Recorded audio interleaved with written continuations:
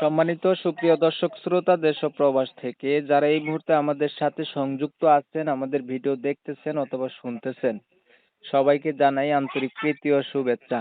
বন্ধুরা, আমি কথা বলছিলাম সুইট সুন্দরী মিষ্টি একটি আপুর সাথে প্রতিবেদন করবে। অডিও কলে সংযুক্ত হয়েছে আমার সাথে, কয়েকদিন আগে থেকেই যোগাযোগ ছিল। তো সুইট আপুটি কেন আসলো প্রতিবেদনে বিস্তারিত ভিডিওর ভিতরে থাকবে, আপনারা অবশ্যই ভিডিওটা কন্টিনিউ করবেন। আসসালামু আলাইকুম। ওয়ালাইকুম আসসালাম। আসসালামু আলাইকুম। ওয়ালাইকুম আসসালাম। কেমন আছেন ভাইয়া, ভালো আছেন? আলহামদুলিল্লাহ ভালো আছি।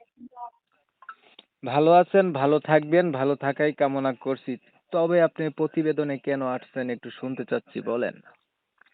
ভাইয়া আসছিলাম নিজের একটা পার্টনার খোঁজার জন্য, মনের একটা মানুষ পাওয়ার জন্য আসছিলাম। মনের একটা মানুষ পাওয়ার জন্য প্রতিবেদনে আসছেন। মনের মতো মানুষ কি আপনার নাই? না, নাই। পরিবারে বর্তমানে আছে কে কে আপনার? আছে আমি, আমার আম্মু, আমার দাদু। আপনি, আপনার আম্মু, আপনার দাদি। হুম। বাবা নাই আপনার? জি না, বাবা মারা। ভাই বোনও নাই? না, ভাই বোন বলতে আমি। আচ্ছা, বিয়ার বয়স হয়েছে নি? মনের মানুষের বয়স হয়েছে?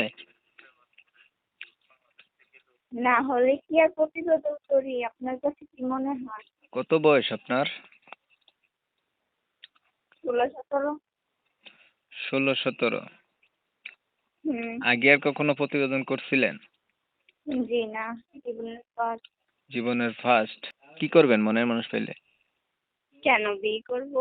তো আপনার বিষয়টা আমি ক্লিয়ার করি। প্রিয় দর্শক শ্রোতা, আপনারা শুনছিলেন, এই কথা বলছিল যে এই মিষ্টি কণ্ঠের অধিকারী এই আপুমনি হচ্ছে অডিও কলে সংযুক্ত হয়েছে আমার সাথে, কয়েকদিন থেকেই যোগাযোগ ছিল। উনি চাচ্ছে একটা মনের মতো মানুষ, ওনার পরিবারে আসলে বাবা নেই, একটু মনে করেন যে মনের মানুষের দরকার।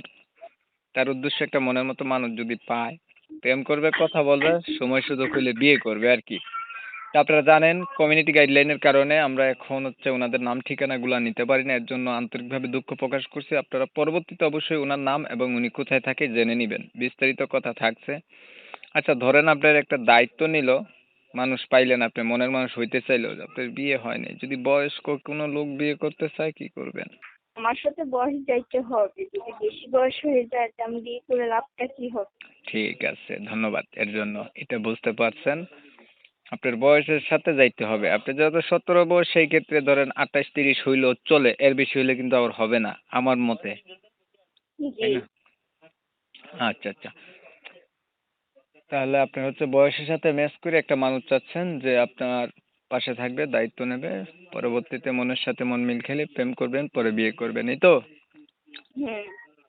দেখতে দেখতে ভিডিও শেষ প্রান্তে চলে আসছি, আর কিছু বলবেন? জি না। নামাজ পড়েননি?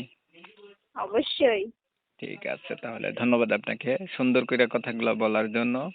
প্রিয় দর্শক শ্রোতা, এই আপুর কথা শুনে যাদের কাছে ভালো লাগছে, ভালো পাইছেন, যারা একটা শিক্ষিত মেয়ে চাচ্ছিলেন ছিমছামের ভিতরে, ওনার সাথে যোগাযোগ করতে পারেন।